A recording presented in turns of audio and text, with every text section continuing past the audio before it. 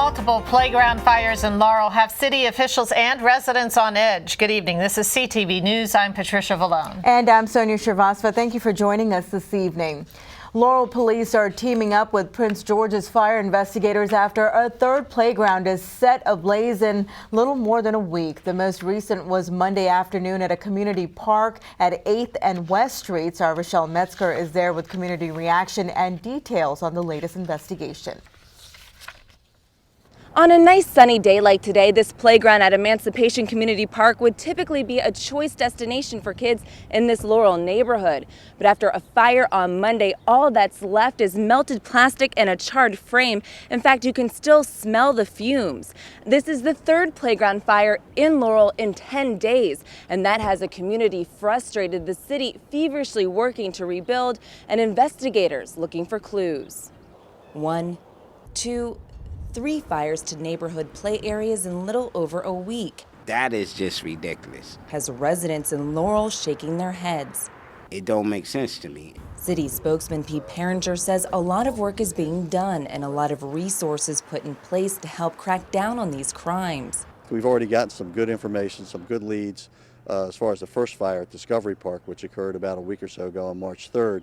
So investigators are pursuing those leads, but unfortunately we had another fire with a lot of similarities here at Emancipation Park. Police say the playground on 8th Street near the Laurel Library caught fire around 4:30 Monday afternoon, causing between $80,000 and $100,000 in damages. We also had a fire on a Friday night over at Granville Goody Park. Several juveniles were arrested in that case. Marvin Rogers has lived in Laurel 30 years and says there needs to be more outlets for youth. It's a shame that they tend to target these type of things that people utilize, and we need activities for families and for the youth especially. The string of fires is having a huge impact on the community, but residents say there's an even larger effort to rebuild. The nice thing is we've had people come forward. Neighbors and business people have offered to make contributions, financial contributions. They've offered to make labor contributions to help rebuild. Now, Parks and Recreation is already moving forward on plans to demolish, remove, and replace the playgrounds. They plan to break ground on the Discovery Park location as early as next week, with all 3 sites being finished by late spring, early summer. In the meantime, the city is offering a reward of $5,000 to the tip that leads to the arrest and/or conviction of suspects in these cases. Reporting in Laurel, I'm Rochelle Metzger, CTV News.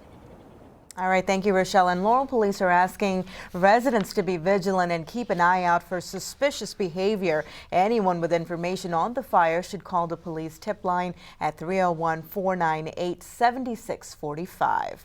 Well, Congressman Steny Hoyer is among those pushing for the FBI to be located to Prince George's County. He testified before a House subcommittee on the issue, saying, quote, the county has ample undeveloped land near the Metro Mark and the Capitol Beltway. Hoyer also pointed out that, quote, 25% of the region's federal workforce resides in Prince George's. The General Services Administration has received 35 proposals from landowners, local governments, and others interested in developing a new consolidated facility for the FBI. The agency is still housed at the J. Edgar Hoover building in the district.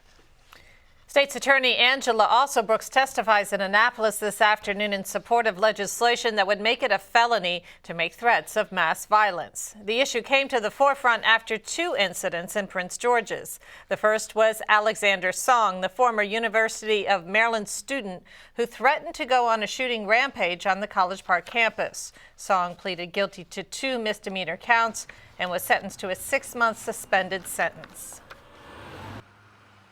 Maryland is only one of 7 states which does not have legislation which makes it illegal to make a threat of mass violence. We had in the last 12 months at least 2 incidents, one involving a man who called from Anne Arundel County into Prince George's County and said that he was identified himself as the Joker around the time of the Colorado mass killings, and said that he intended to go to his employer and shoot and kill a number of people.